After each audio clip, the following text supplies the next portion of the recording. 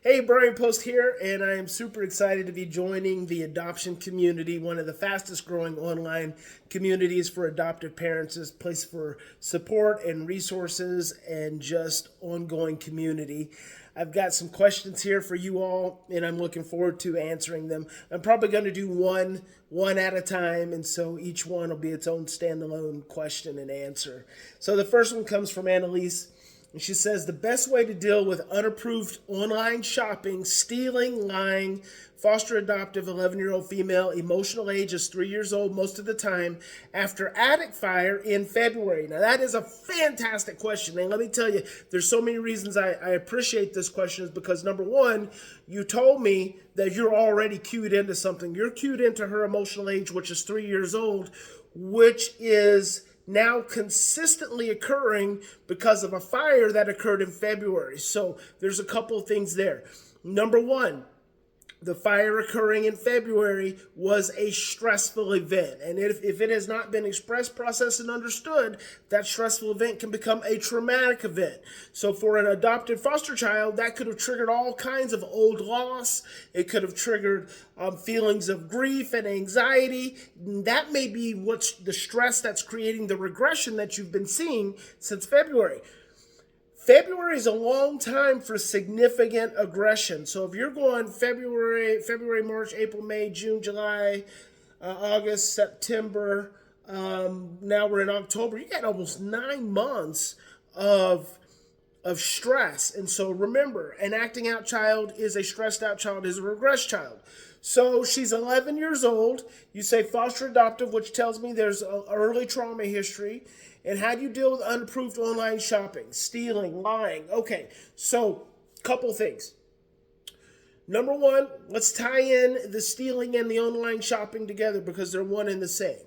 And stealing is an external attempt to soothe an internal state. So a child is seeking something outside of them to soothe something inside of them. Here's how you handle that. When you find out, number one, you got to be preventative.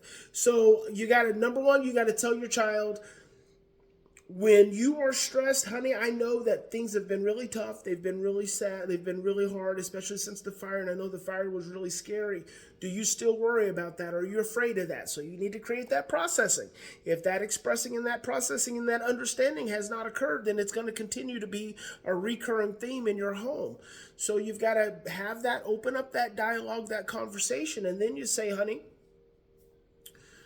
when you're stressed and you're scared, you do things to try to make yourself feel better. And that's why you've done things like take my credit card, or you've bought things online that you know you're not supposed to. And then when you do that, that's really called stealing. You do that, then I get stressed and you're stressed, and then we just end up in this negative feedback loop where we're just continuing to be stressed out all the time. And that makes me really sad, and I don't like that. And so I really want to help us to get better and work through that. So you just make that statement, right? That's just a matter-of-fact communication, and then you said you understand. And then after that, you go away. Okay, so then make sure you're putting up all your credit cards and everything else. But that's beside the point, because actually you have to realize that if you're dealing with a 3-year-old, how long are you going to let a 3-year-old be in your home unattended? Now think about this. If you're dealing with a 3-year-old, how much of the house does a 3-year-old get access to? And here's the thing, you're not saying that and thinking about that from a punitive standpoint. You're actually thinking about that from the standpoint of all of this environment is stressful. And if she's regressed and stressed, then everything's overwhelming her, and I need you to be close to me, not away from me. So now I'm just, from that mindset, I'm going to make more opportunities for time in. So I'm going to make more opportunities to be connecting with you, to be loving on you, to be making sure that we're in communication, that I'm paying more attention to you being overwhelmed. And here's the thing, when you're talking about best way to deal with with unapproved online shopping, stealing, lying, all of that's stressful. So you're looking at this child who's taking things and lying and stealing. That's very threatful, very stressful, and very threatening. So it makes it hard for you to want to be emotionally available. So we have to breathe into that, reconnect to that. So then we go to once you've shifted the mindset. She's 3. You got to have more containment, more time in. Here's the thing with lying. Lying is a fear-based reaction to an already stressful situation. So when she tells you a lie again, and I'm going to really encourage you, get my How to End Lying book. I'm gonna see if we can post this into the adoption community for you all, so all of you can have access to it. When she lies, there's three steps you got to do. Number 1, when she tells you a lie, you got to take a deep breath. First thing you got to do, take 3 or 4 or 5 or 6 of them. Slow way down. Slow way down. You don't say, did you lie? You don't say, tell me the truth. You take a step back, and you got to wait, because if she lies, then she's already stressed.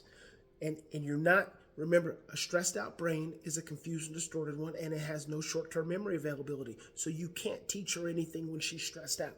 So the moment she lies, you take a few deep breaths, you take a step back, you kind of look around over here. Now you're regulating yourself. You look at her, you say, honey, it really scares me and makes me sad when you tell a lie. Because when you tell a lie, I can't keep you safe. And then you walk away. That's it. You don't address it. You don't deal with it any further than that. Honey, it makes me really sad and scared when you tell a lie. Because when you tell me a lie, I can't keep you safe, and that really scares me. And then you walk away. And you wait an hour or 2. And then you come back. And then you get her attention and say, hey, sweetheart, now listen to these words. When you tell me a lie, it scares me. Makes me really sad.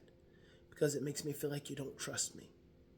And if you don't trust me, I can't keep you safe. You didn't say, now tell me the truth.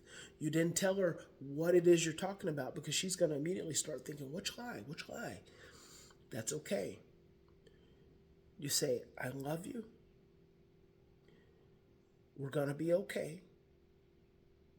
Do you understand? And she's going to shake her head like this. And then you leave it alone. It's done. You have addressed the issue in the moment. You have not created more threat.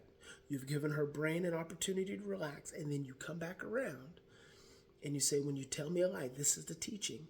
When you tell me a lie, it scares me, it makes me sad, it makes me feel like you can't trust me. And if you can't trust me, I can't keep you safe. Do you understand? I love you. We're going to be okay. Give her a kiss, give her a hug, move along. That's it. And if you'll do that consistently, this will probably it's probably going to take you 2-3 times. And I want you to watch her reactions, because she's going to lie again. But I want you to watch her reaction, because Bruce Perry says the brain always returns to the way the event was handled the last time. So when she lies again, that's what her brain's going to return to, is the way you handled it this time. That's where the magic happens. That's where the brain starts shifting. That's where fear starts to reduce and love starts to grow. So great question. Be sure to follow up with us in the adoption community. And also, if you guys are not using Bondify.ai, you really should. You can get 14 days complimentary. You can ask me these exact same questions. In fact, I might go into Bondify, post these questions, and see what Bondify says, because it's supposed to be just like talking to me. So probably not as handsome, but you get the point. We'll talk to you soon. Thanks for the question, Annalise, and good luck.